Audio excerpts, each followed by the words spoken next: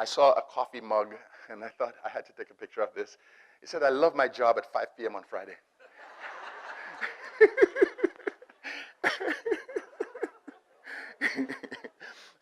You got to love your job, man, but not just that. You know, we have, thank God it's Friday, and it's so rough, Avril, that we also have hump day. You know, Wednesday, we are right up in the middle, it's downhill from there.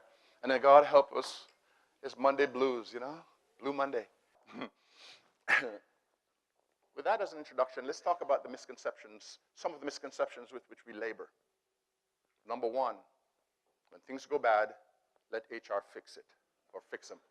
HR did not create this problem, but HR somehow gets the responsibility to fix this problem. Good gracious. It is such an easy thing to say, you know, we got some disturbance over there and some people are stirring up some unit stuff, send HR, when in fact, the primary source of the issue is not HR. There are surveys, of course, done everywhere, every day. Here's one question that says, to what extent are the following groups responsible for employee engagement in your organization across thousands of people and all kinds of sectors? And here's what the data shows. Number one, immediate supervisor.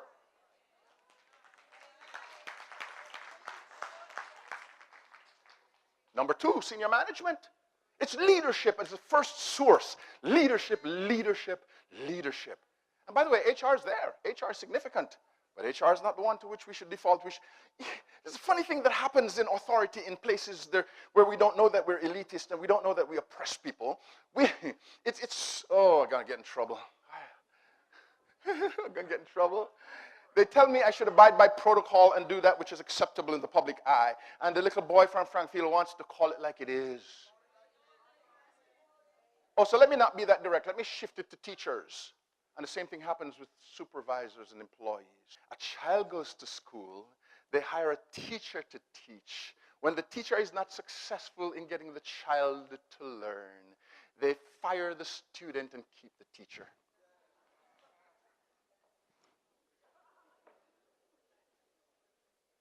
My apologies to those of you who are in the teaching profession.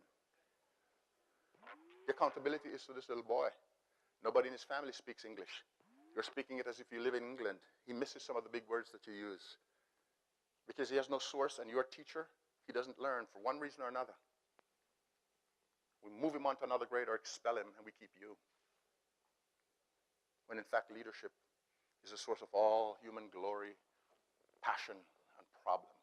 We need to start there. That's what the data says. Don't burden HR. HR is important. They have programs. They have ways of dealing with things. They can put out fires. But you can't send the fire brigade every time something goes wrong. We need to prevent the fires from starting to begin with by creating a culture that is more conducive to what we want. Another myth and misconception. I was working with the Diageo beverage company. I had 186 salespeople for me. Some of you heard the story. They were under tent in the yard of this hotel. 186 people, the vice president of sales with this sales organization was right here in the front row. And I asked this question, you may have heard me ask, I do it all over the world. I said, ladies and gentlemen, how many of you go to bed at night and sometimes you cannot sleep? Because in your mind, in your imagination, there are visions of things you need to get done in your life, dreams and passions and ambitions that light you up in the night. And when I asked the question, 186 people, maybe a couple were looking at the traffic, I don't know, but they all put up their hands, including the vice president in the front row. This is the Diageo beverage company. And I said, do me a favor, please. Keep your hands raised if that primal passion that charges you with energy when nobody's watching has anything to do with beverage. And 186 people lowered their hands, including the vice president in the front row. And I said, we have a dilemma in industry, don't we?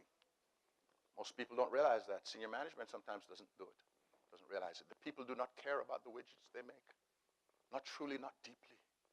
They don't care about the widgets they make. Even if it's good widgets, it's work. And when we put our vision and mission and all this passion on the wall that is good for CEOs and the senior executives, the people don't feel it, especially the way it's written these days. We think it's a marching order to take the flag up the hill and point it in the peak of the hill and take competition by storm. The people do not feel it. They do not come to work for the widgets. I was working for a prominent financial institution with banks across the Caribbean, a powerful source of the financial sector. And when I asked them that question, and they all put their hands down, I said, but this is money. It's the ultimate thing you come to work for. You know what the response was? It's not my money. It's just dirty paper. I have to wash my hands after or wear gloves. Now this opens up a whole new world. You want to motivate your people? You want to empower them? It's not about the widgets you make. They don't care. I had a chance in a telecommunications company to ask Mrs. Brown what she cared for. The fact of the matter is nobody ever asks her. You know what it comes out like? It sounds like, I want to leave a heritage behind for my children. I want them to have a better life than I ever did. When I die and go away, I want them to remember me for having made a contribution to their children. That's what Mrs. Brown says, but nobody ever asks her. Here's the problem with the millennials. The millennials grow up in a world where massive corporations get massive because they first give to the public. And they give so much to the public gives them back their names and addresses, and then they can market that later to make money. Amazon was a losing corporation for a decade. They made no money selling books.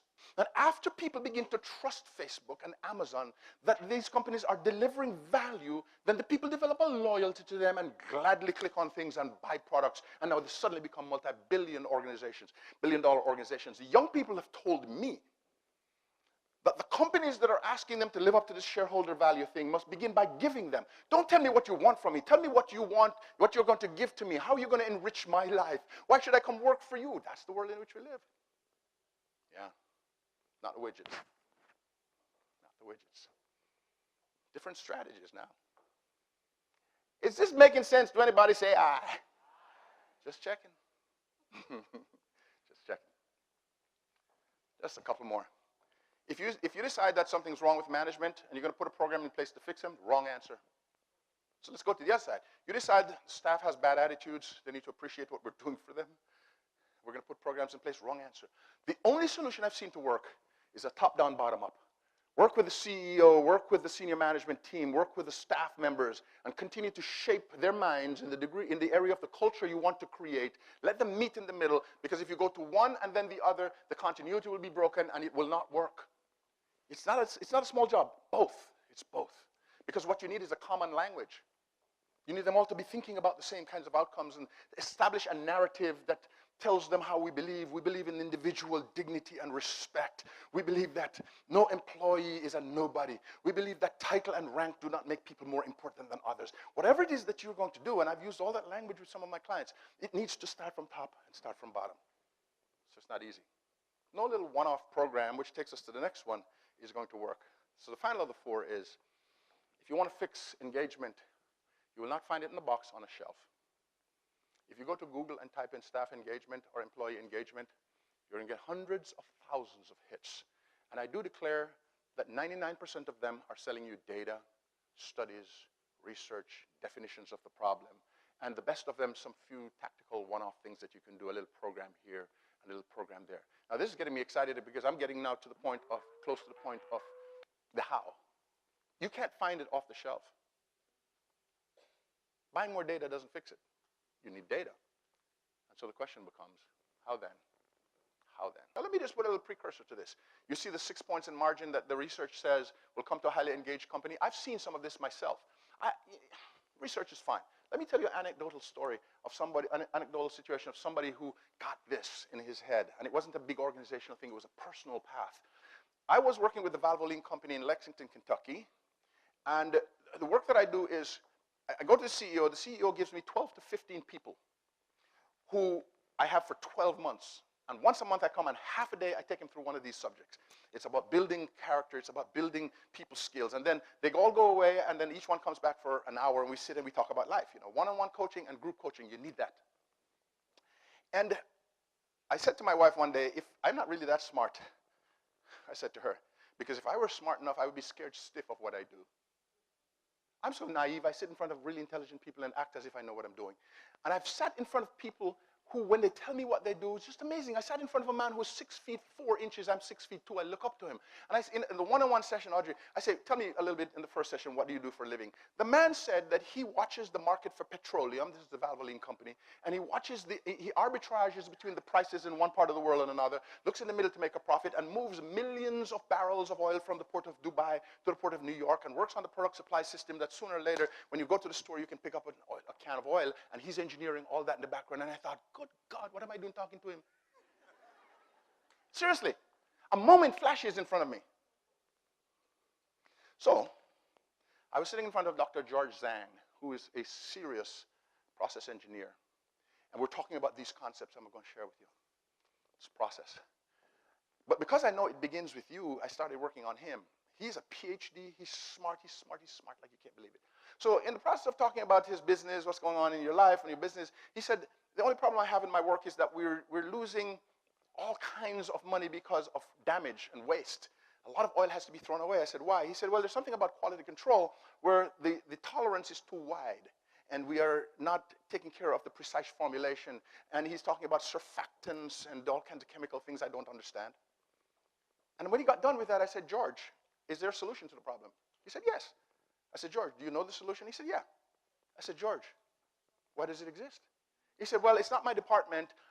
Our quality control people and the outside suppliers are not talking the same language, so their tolerances don't overlap and it gets too big. I said, George, you're too smart for this.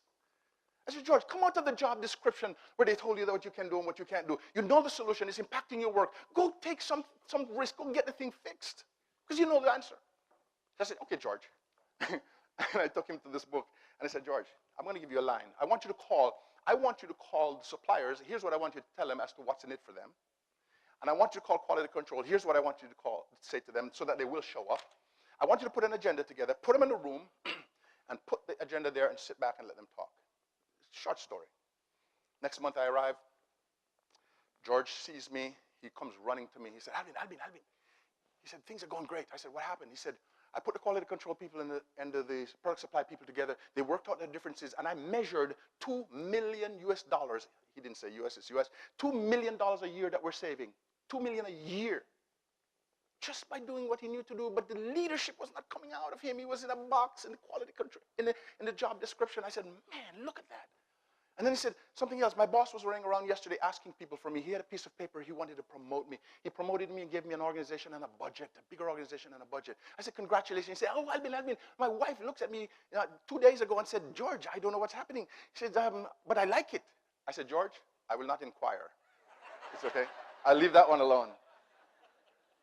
And I marvel. George said to me, he said, Alvin, I've never thought this way. My parents are from China. And they taught me to go to school, get a big job, and don't rock the boat. Learn the system, get my promotion, and do well. And you gave me this book of caterpillars that says I was born to fly. He said, I've never taught this way, but I like it, he said. Results, transforming companies. So ladies and gentlemen, announcing the best practices of how to make staff engagement work. Now,